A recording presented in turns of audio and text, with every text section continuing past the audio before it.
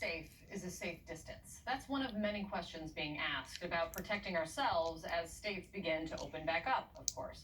A new study just published offers up some startling perspective on that, showing that ordinary speaking can release respiratory droplets into the air that can linger for more than 8 minutes.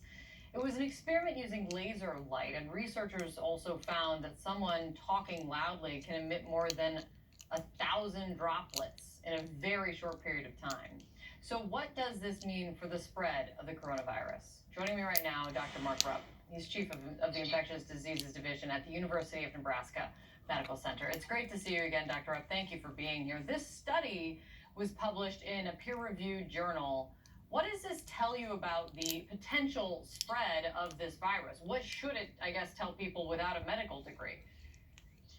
Well, I think there's a couple of implications of this study.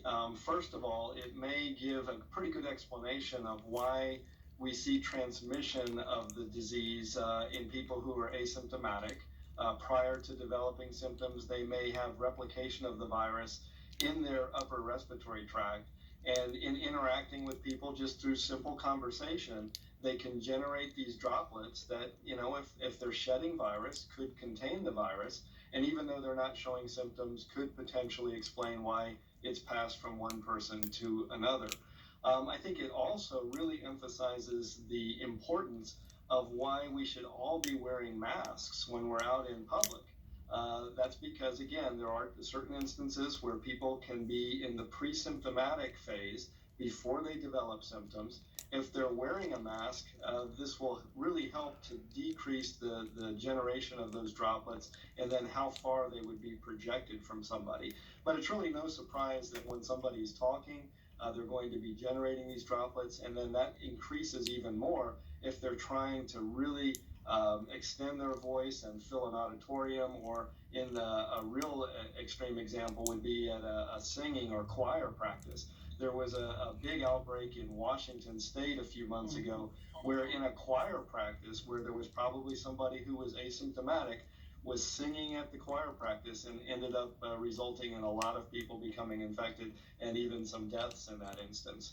Yeah, there's a lot we don't know about this virus, but this seems to be one thing that is consistent throughout. How asymptomatic, it can be spread, especially in this fashion that we're talking about here. There are also reports, Dr. Rupp, I wanted to get your take on this. The more reports we're hearing about this really troubling inflammatory response in children that's being linked to the coronavirus. The CDC is now putting out an alert to physicians about it, but it is fortunately still rare.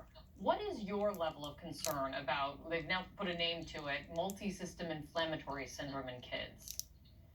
Yeah, so I think that as we gain additional experience with the coronavirus during this pandemic, we're going to continue to see and explain rare clusters and compilations of symptoms. I think that's what we're seeing here with these kids.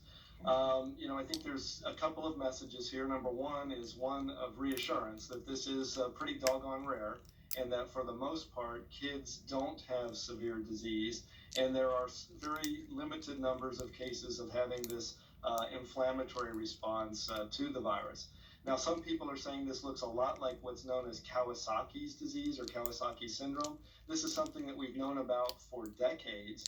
The other name that it goes by is called mucocutaneous lymph node syndrome. So these kids have inflammation of their conjunctival membranes, their mouth, they have a rash, they have swollen lymph nodes, and in the worst instances, they can get inflammation of the heart and the coronary arteries, and that can be devastating.